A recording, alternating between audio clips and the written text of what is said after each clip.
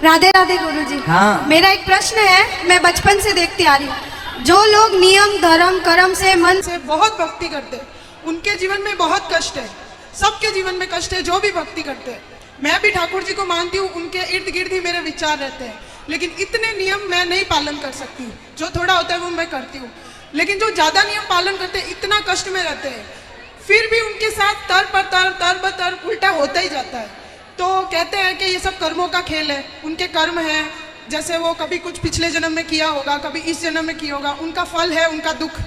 लेकिन मेरे को ये समझ नहीं आता कि जब कर्म करके फल लेना है, कर्म करके फल लेना है, तो वो भक्ति का उसमें क्या योगदान है, वही मेरे को। और जब भगवान कहते हैं कि मेरी आप भक्ति करोगे तो मैं हर चीज़ से आपको मुक्त कर दूंगा, आपके लिए जीवन आसान कर दूंगा, तो फिर कर्म का दोष कैसे लगेगा, मुझे वो समझ नहीं आता। वाह, सुंदर प्रश्न है, इसलिए ताली बजाओ। सब बैठो आप लोग। अच्छे प्रश्न पूछने चाहिए ऐसे। हमारे कुछ जरूरत है महाराज जी कथा। अच्छा लगे चैनल को सब्सक्राइब कर देना, वीडियो मेरे देखते हैं महाराज जी कथा। इस लड़की ने देखो महाराज जी से ऐसा कौन सा सवाल पूछा है, जितना भी पूछा करो फिर भी इसको दुख मिलता है, क्यों मिलता है, जरूर सुनेगा आपको वीडियो के अंदर। देखते हैं महाराज जी इस लड़की को कैसे समझाता है, जरूर सुनेगा आपको वीडियो में। जैसे इन्होंने पूछा, सब बैठो, पहले अगल बगल की बहन सब बैठाओ। सुनो, इन्होंने पूछा है कि जब कर्म का ही फल भोगना है तो फिर भक्ति करने की क्या जरूरत है। सिंपल ये है, क्यों? सही है। अर्जुन भक्त थे कि नहीं? माइक ले लो, आगे पीछे की मैया बैठ जाओ। अर्जुन भक्त थे कि नहीं? थे ना। लेकिन अर्जुन को भी 12 वर्ष का वनवास जाना पड़ा। 12 साल तक जंगल में रहना कोई सरल काम तो नहीं है। 1 साल अज्ञातवास, जंगल में रहना, किसी के दास दासी बन के रहना सरल काम तो नहीं है। जबकि अर्जुन जैसा भक्त कौन होगा? फिर भी उन्हें कष्ट उठाना पड़ा। भगवान राम तो स्वयं भगवान थे, 14 साल का कष्ट। माता सीता तो साक्षात लक्ष्मी थी, फिर भी दर दर की ठोकर जंगल में लकड़ियां काट काट के बच्चों का लव कुश का लालन पालन किया।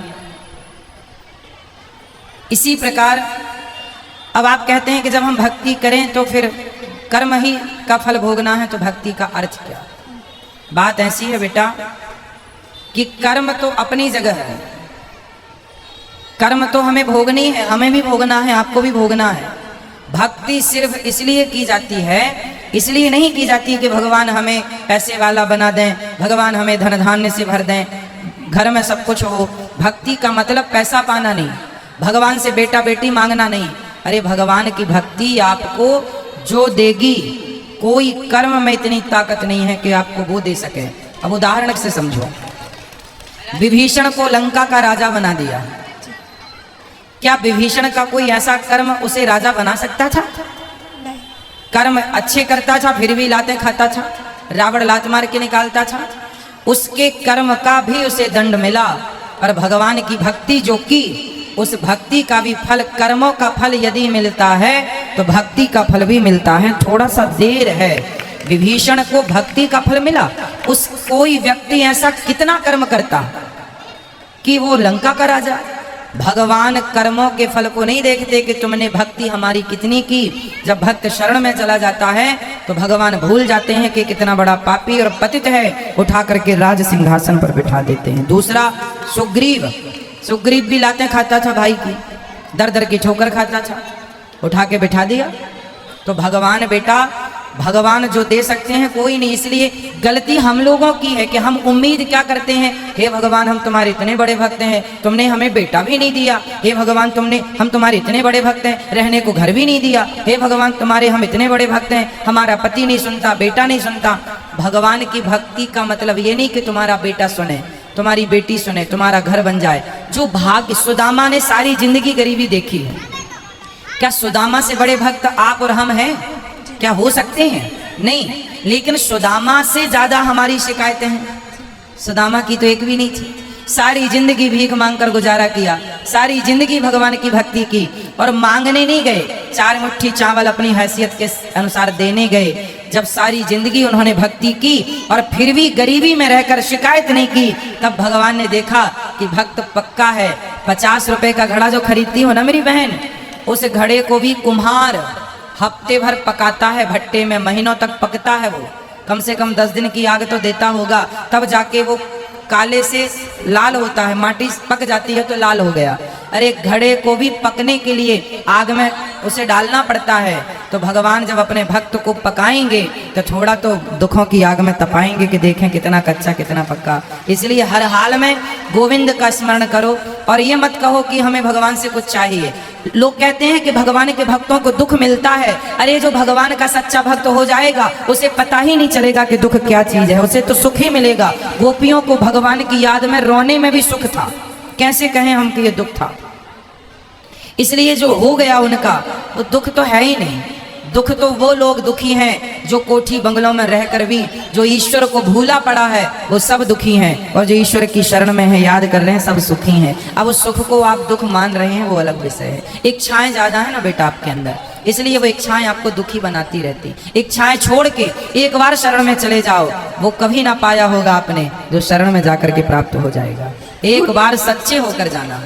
गुरुजी एक प्रश्न और है, जैसे मैं आसपास देखती हूँ, मेरे आसपास जीवन में भी देखती हूँ, जो भक्त है चलो उनका मैं समझ गई कि वो दुख है क्यों है, भक्ति का क्या महत्व है। लेकिन जो भक्त को दुख दे रहा है, जो उसको गाली दे रहा है, उसको उस चीज़ का एहसास भी नहीं होता। मुझे नहीं समझ आता वो क्या सोचता है, वो ऐसा क्यों करता है, और उसका पूरा जीवन अच्छे से चल रहा होता है और वो भक्त रो रहा होता है और उसका पूरा जीवन अच्छे से चलेगा। अगर उसको सजा मिलेगी तो वो भी मरने से कुछ दिन पहले, तो उसका जीवन तो मज़े से गया और भक्त का पूरा जीवन रोने में या कष्ट में तकलीफ में गया। तो फिर उसका भक्ति न करना या करना, उसमें क्या उसमें अंतर हो गया। फिर वो तो दुख दे के मज़े कर रहा है, अंत में 4 दिन भुगत लिया और फिर चल लिया। वो बेचारा भक्त पूरा टाइम रोता रहता है, गाली जो खाता भक्त रहता है। होता है ना बेटा, आप किसी भक्त को जाकर पत्थर मारिए, आप किसी भक्त को जाकर के लाठी और जूते से मारिए, तो मारने वाले की तरफ भक्त जब देखता है ना तो वो ईश्वर से प्रार्थना करने लगता है, हे भगवान इसने मुझे जूते मारे हैं, हे भगवान इसने मुझे पत्थर और लाठियां मारी हैं, हे भगवान इसे क्षमा कर देना। क्योंकि भगवान बड़े गुस्से में आ जाते हैं जब कोई भक्त को मारता है। पर वो भक्त, आज की कथा सुनी आपने, द्रौपदी के 5 बेटों को मार डाला था अश्वत्थामा ने, और भगवान ने पूछा कि बता क्या करूं इसके साथ। तो द्रौपदी ने क्या कहा, छोड़ दो छोड़ दो। कोई भक्त यदि बदले की भावना रखे बैठा है तो भक्त हो ही नहीं सकता। भक्त तो ये चाहता है कि इसने गलती की है पर भगवान इस पर क्षमा करना, और भगवान क्षमा करते नहीं है। विभीषण को लात मारा रावण ने, मारा लात मारा भगवान ने, भगवान को भक्त को भगवान ने कहा रावण तुमने मेरी छाती में लात मारे होते ना मैं तुम्हें माफ कर देता, तुमने भक्त को मारा है इसलिए माफ नहीं सर्वनाश करूंगा, कर दिया।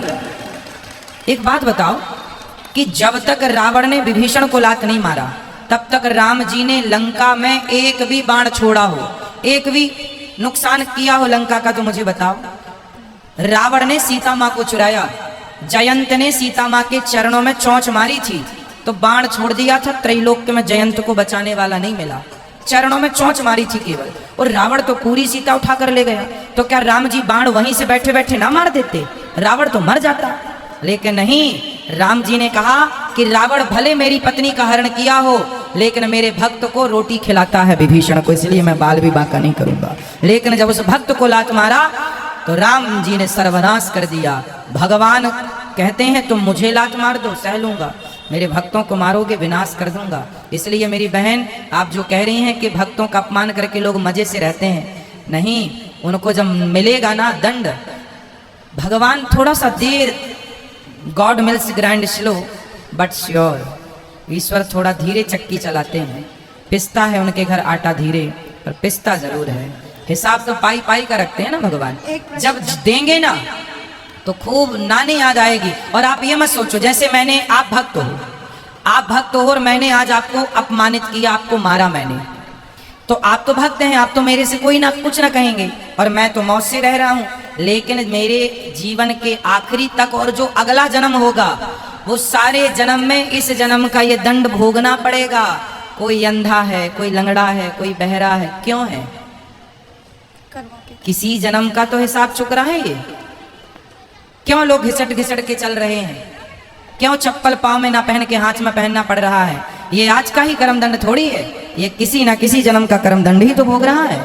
तो ईश्वर के घर देर है, अंधेर एक प्रश्न और लास्ट, जैसे भगवान कर्म की सज़ा देते हैं, उसको सज़ा मिल रही, वो पूरा जीवन सज़ा ले रहा है, लेकिन उसको ये ज्ञात ही नहीं है कि उसको सज़ा क्यों मिल रही है और वो गाली दे रहा है, तो उस सज़ा का क्या फ़ायदा। ज्ञान नहीं हो सकता बेटा, ये तुम्हारे और हमारे हाथ में नहीं है, यही तो ईश्वर के हाथ में है। मिलेगा बस, ये श्योर है, ये कन्फर्म है, बट ये नहीं कन्फर्म है कि आपको किस दंड पाप का। भीष्म पितामह को बाणों की सैया मिली। भीष्म पितामह ने कहा कि मैंने तो कोई पाप नहीं किया, मैंने तो कोई अपराध नहीं किया, मैं तो अपने 20 जन्म पुराना मैं जानता हूँ। भगवान ने कहा 20 जन्म तक तो जानते हो, 20 जन्म के पहले 21वां जन्म देख लेते तो मिल जाता। एक सांप को कांटों के ढेर में फेंक दिया था 21 जन्म पहले, उसका दंड आज मिल रहा है भीष्म पितामह को। तो हमारी और आपकी सोच, हमारी और आपकी बुद्धि से ईश्वर का न्याय परे है। महाराज जी, जैसे मेरे जीवन में है, मेरे साथ कुछ बुरा होगा, कुछ समय के लिए बुरा लगेगा, लेकिन मैं सोचूंगी कि शायद ये मेरे कुछ कर्मों की सजा है, फिर मैं माफ़ी भी मांगूंगी, तो क्या मुझे वो माफ़ी मिलेगी उस भाव के साथ, उस फील के साथ? यदि हमने कोई अपराध किया हो और हम सिर्फ भगवान की शरण में चले जाएं, तो भगवान कहते हैं सन्मुख होहि जीव मोहि जबहि, जन्म कोटि अघनासहि तबहि अघमें सब पाप। जो मेरे सन्मुख आकर मेरा हो जाता है, मेरे में आत्मसमर्पण कर देता है, मैं उसका हो जाता हूँ और उसके सारे अपराधों को क्षमा कर देता हूँ।